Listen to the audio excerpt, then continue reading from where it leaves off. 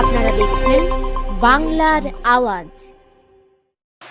দৃশ্যটি দেখলেন, এবারে দেখুন পুরো দৃশ্যটা দেখুন। এই যে মহিলাগুলো আসছে, এরা যাচ্ছে বান্দিপুর গ্রাম পঞ্চায়েত অর্থাৎ ঝাঁকড়া, এই প্রধানের কাছে যাচ্ছে। সেই অফিসে তারা গিয়ে কথা বলতে বলতেই মারধর শুরু। সূত্র অনুসারে যেটা খবর, তাদের দলের কর্মীরাই নাকি প্রধানকে মারধর করেছে।